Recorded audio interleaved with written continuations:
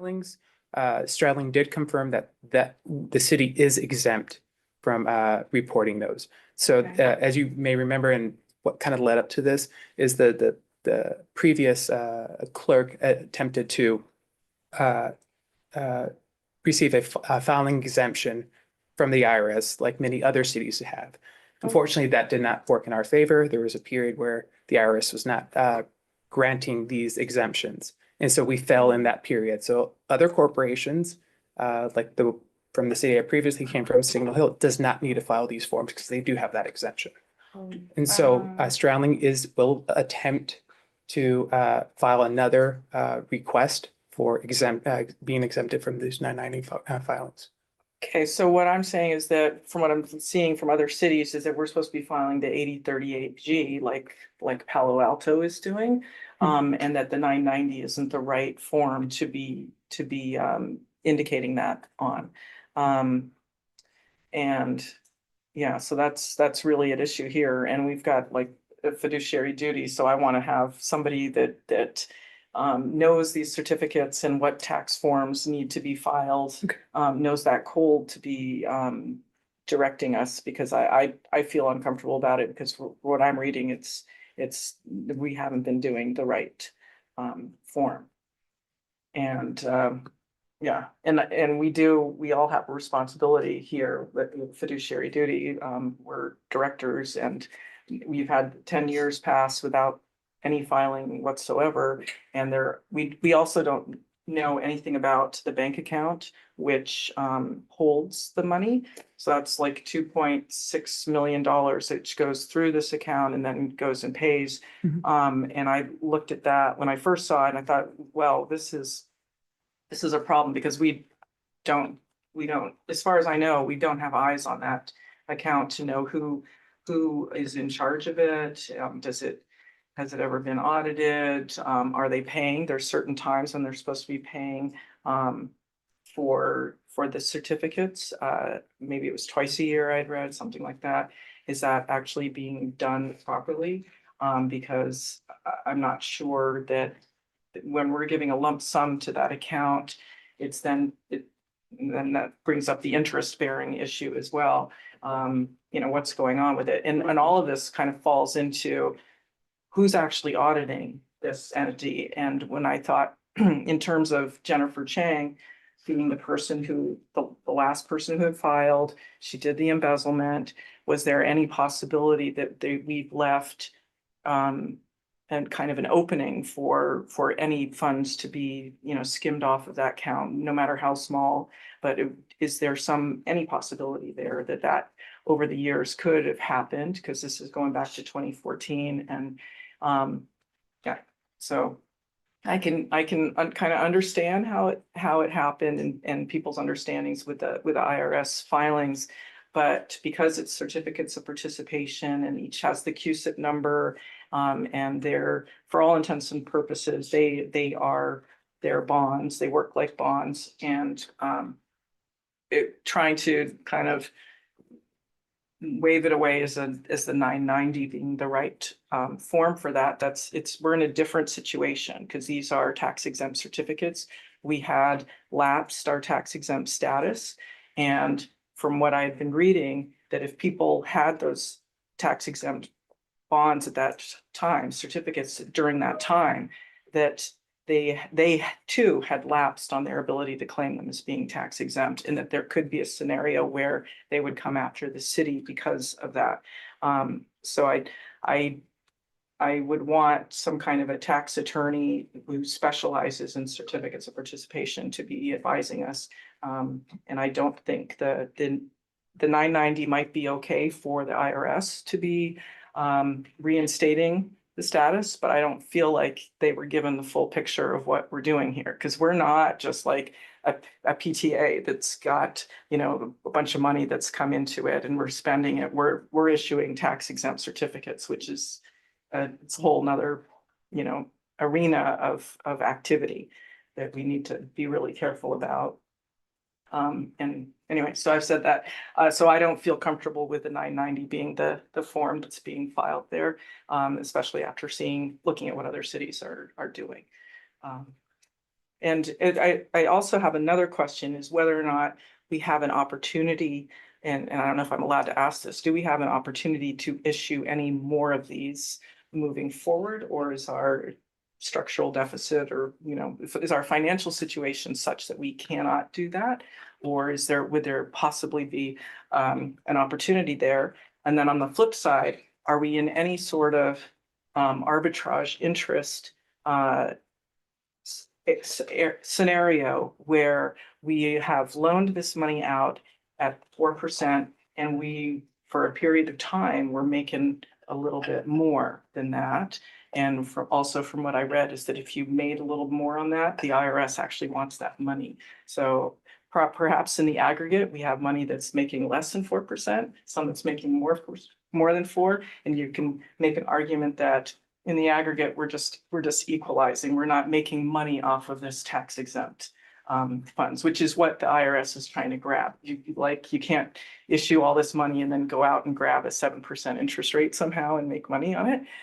So anyway, that was something it's kind of getting into the weeds there, but first you. Okay. Let me answer a couple of your questions, and then I'll pass along as far as the reissuing of debt.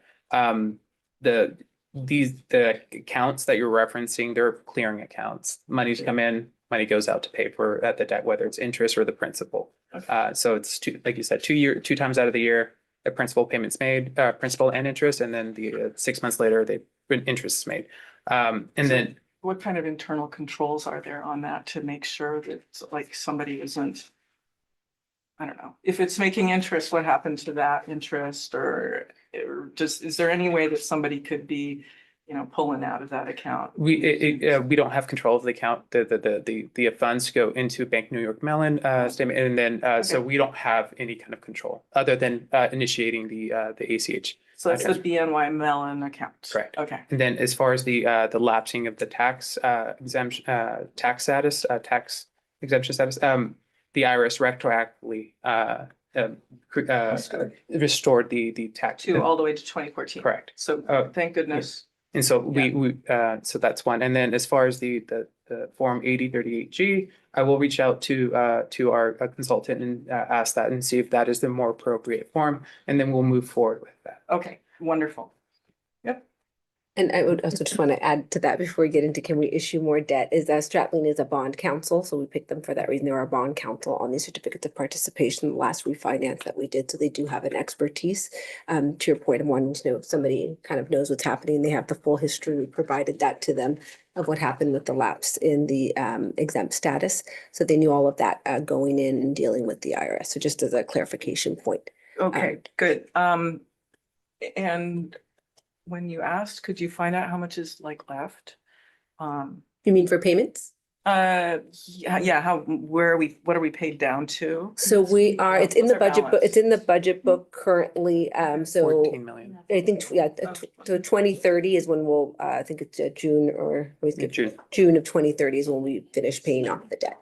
Okay, so that would be something that I would like for you to weigh in on. The reason why or why not we would want to pay that off also when we're looking at our. So they're actually not callable. So we're not allowed to go in and pay pay them off in advance.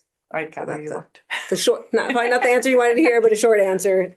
I found the whole thing very interesting conceptually, that this, you know, this is a way that you don't have to go out for the bond, the 2/3 vote and whatnot, that you could do it. And I was seeing, when I looked at Palo Alto, they were at 101 million in issuance to get a new police station. Thought that was kind of interesting. And I know people have asked for XYZ out there. And so, so what was the answer to that about issuing? So I think we'd have to look at it. So right now we're structurally deficit, right? We can see that in our forecast. That's going to be difficult when we're talking to the folks that might want to buy our bond. They want a city that looks like it's going to be solvent and in good shape. We still have, I think, AA+ credit rating. So that's working in our favor. I think the bigger thing is we'd have to be able to show the ability to pay the debt over the long term, which proves a bit difficult currently with our structural deficit. But so right now, it'd be even more difficult because we have our current outstanding debt that we need to pay off. If we were to do a certificate of participation, you need to find facilities that we would use to lease. It's a kind of a lease. So you basically Yeah. put up the buildings, right, as almost like as collateral against the debt. Yeah. So if we already have which I think are two biggest buildings, which is Community Hall, Library, and Quinlan, I believe are the ones, the I bigger think they buildings. had City Hall even on there. Yeah, They had an City interesting Hall. Yeah. discussion about the seismic situation. Yeah, so I think that it would prove, we could, if it's something council, the corporation would like us to look into, the council, we can definitely look into that. I think there are just some hurdles right now that would likely make that difficult. Okay, and lastly, when we onboarded, never heard about this one. So this one, when I started reading about it, I just out of curiosity, I thought, what is this even that we have? And then, so I found it very interesting kind of story. And that other cities in like the water district, they're all issuing like tons of these all over the place. And I don't think people generally know that much debt issuance is happening. Okay. And then, so the point there was, could there be a simplified way to introduce new council members to their role that you're a director of this corporation, here's what this corporation kind of is, and then the funky lease back part. There's a diagram somewhere which kind of explains it. It's complicated, but I think that would help because it kind of comes as a surprise to us, but I think particularly in the past when they could reissue more debt and they were doing that it might not be as useful now because we're just kind of rubber stamping the minutes at this point. But yeah, if they could know a little background on Maybe that. we can include that as part of the new candidate orientation. Sure, Something like good that. idea. Yeah, it's simple. Okay. Okay, so I don't know much about all this at all. So very basic question. So does this mean any debt that the city has, this meeting? I mean, I'm trying to understand what is a normal agenda item this corporation is supposed to talk about, because it seems the previous meeting is just approving a minutes. But then I looked at the article of incorporation, it talks a lot about a lot of city finance. So what are the normal items that's supposed to be? Historically, for this corporation has mostly met to either issue debt or refinance debt. That's historically when you look at what's happened in all of the previous So any debt the meetings. city has. And then in addition to that, there's been an easement and a couple of ground lease antennas that have also come Like before the the corporation. debt we have on the library. Mhm. So I think we have almost 3 or 4. That's. So now still we just there. have We one, just so have one now. yeah, Okay. the one And we have, then, yeah. I think in 2020, we refinanced the debt, right? So there, member of the public has been asking about why did we refinance? It seems the interest rate was become higher. Is that a decision made by this board? Or? So It's a decision so making. it happens both this board and the council. So this board, I believe I'm getting my order of operations correct. This, and Chris, correct me if I'm wrong here, this board votes for it first, then it goes for the council for the final vote. Oh. So So but in it has case to we come want to through. refinance anything, this board would first examine logistics on whether we should refinance. And make a decision. And that goes to the council, who Mhm. have to confirm it. They have to approve the They decision have to issue So the the debt. board makes a recommendation. I believe so. I'd have to go back exactly how the Okay. minutes work, but I So think in it's almost case- the recommendations, if I remember correctly, are almost exactly the same. It's just when you do it as the public facility Okay. board and then when you do it as the So in council. case the city wants to issue another loan, this board will have to approve It has to that come back to this and board. determine what will be the terms and interest for that. So, But you the don't council has necessarily. to decide that first. Yeah, so what Then happens, it comes so to- what happens is, we work with outside consultants, so issuing debt is not an easy task. We work with outside consultants who will go look at the market almost and give you an estimate of like, if you were to go out now, based on what we're seeing, here's an estimate, kind of a good faith estimate of what we think would return. Mhm. And so they come back to the council and say, here's what we think we can get, are you good within these parameters to issue the debt? And the debt gets issued and we find out what actually kicks back from the market. And then the council would approve that loan first, and then this corporation approve that, or it's this and then council for new debt, new loan. For new, give me a second, and I'll look to see the order of operations they did it in last time. I don't know, Kirsten, if you recall, probably don't recall, think which it goes was first, the Public Facility Corps or is it the Council and- council? When we were issuing debt in 2020, which one convened first? Generally council. Council Well, has to it- decide they yeah. want to. And then Public make the Facility, loan. we For made it there. sure, I mean, in this last minutes in 2020, it was at the end of the council meeting. I can, Oh, Yeah, it was, Mm. it was. so in 2020, we did a refinance, that was council decide they want to refinance. Mhm.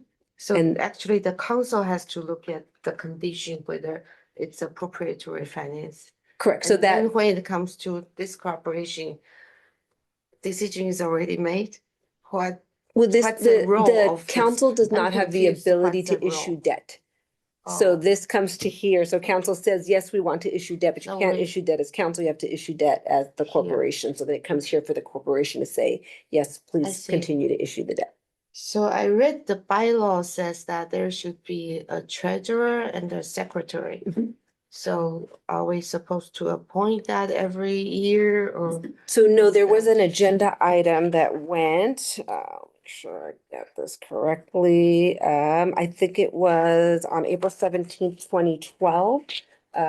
It was the resolution appointing the council as members of the board and directors, and then it named the mayor as the president, the vice mayor as the vice president, the secretary as the city clerk, and the Okay. treasurer as the director of administrative services. Okay, so then we don't have to, Mhm. that's good.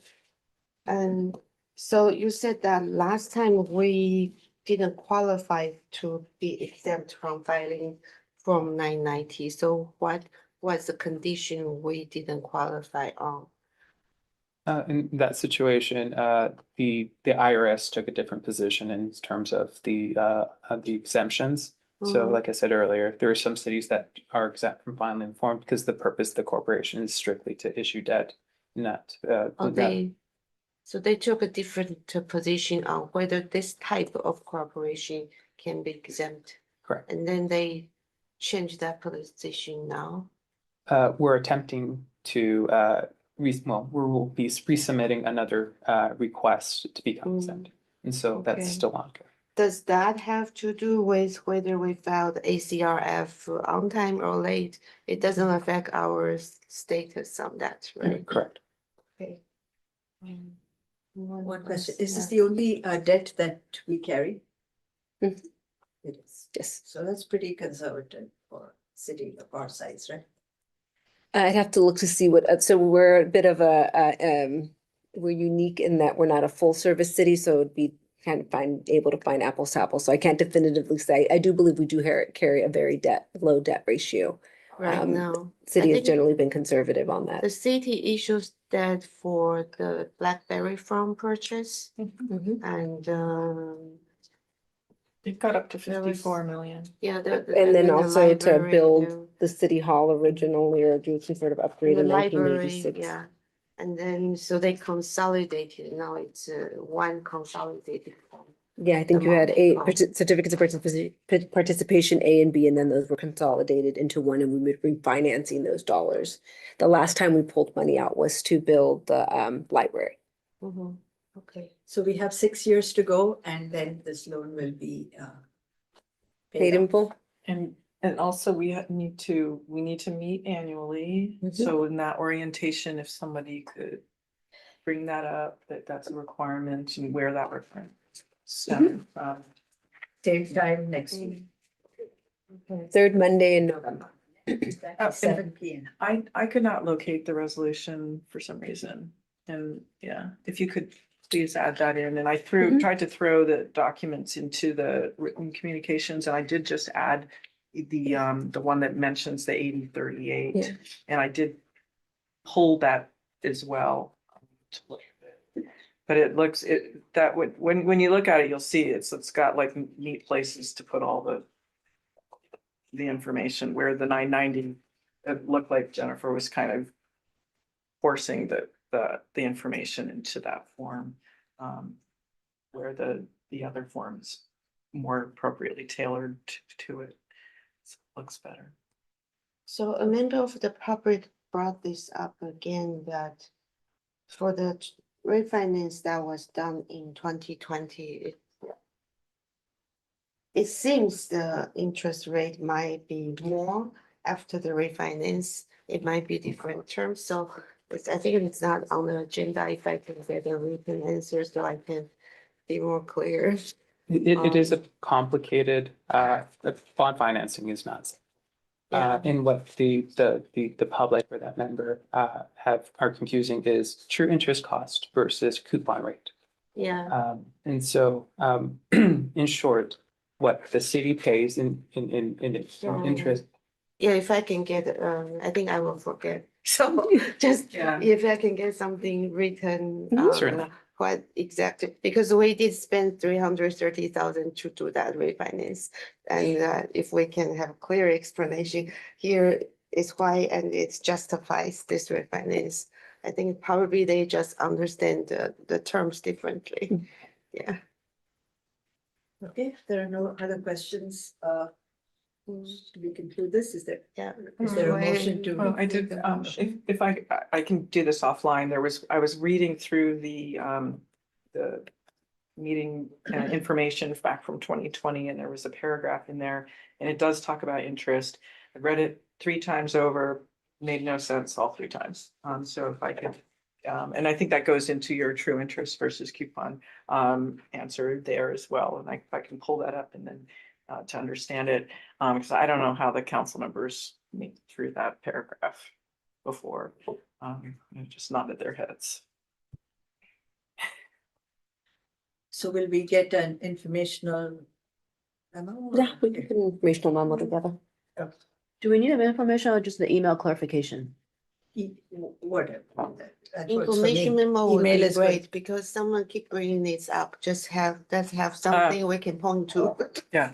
There, That's explain. true. That's a valid point. Yeah. Do we have a clear ask from the Mhm. council members? Yes. Yeah, in language that common people understand. We'll try our best. Good luck to you. Okay, if there are no other questions, is there a motion? And to- if it's at all I don't think possible, we ever took public comment. if it doesn't took. Kirsten, is there too much any- time, is if there- could be are a there any chart members that of the says, public wishing? to Here, comment? look, it actually has savings visually, that might be. We'll try to visualize it. Yeah, but if too much work, that I don't know, yeah. Are there any public comments? Madam City No, Clerk? Mayor, I see none. And Oh. may I just ask for just someone to reiterate the topic of the informational memo? Distinguishing the difference between a coupon rate and true interest cost. For the 20, The 2020 refine, explain, justification for the 2020 refinance. Yeah. I don't know if that was the intent of the info memo. I think Oh. Jonathan had a different take. Let's clarify what was the topic of the info memo? I think because the public keep bringing up that the 2020 refinance, which cost $330,000 to do the refinance. And the interest rate on the surface seems to be more than after the refinance is like 4%, before it's 3%. I think the public must misunderstand the different terms. So if we can have So that's the explanation, report then, the yeah. difference, the explanation for the 2 rates. for the 2 different rates before and after refinance, and say that after refinance, it's a saving for us. You got your full paragraph on the info memo. Thank you. Yeah, we all clear? Okay, is there a motion to accept the a management report for the Cupertino Public Facilities Corporation. So moved. All right. Is there a second? Second, since we're just receiving a report, do we need to Do we go through all that or? I don't think the motion is necessary, but council can accept the report if it so chooses. So we accept the report. Okay. So, Councilor, consensus, do we need- consensus? Well, do we need to Consensus. vote we on don't that? have to. I was just clarifying, it doesn't sound like, I guess the question is whether the motion is being withdrawn or whether because it's not necessary or whether council wants to move Go to ahead. receive Let's the report. just vote. Let's vote on it, yes. There's a motion, there's a second to accept the report. All in favor, say aye. Aye. Right. Okay, all right, good, we're done. Okay, so that ends this meeting. This meeting is adjourned. Thank you. Councilmember Wade, will end the meeting for us, and then if you could just use the previous link to log back in. Okay, I'll try that. I'm Thank you. using my cell phone to zoom everything in. Okay.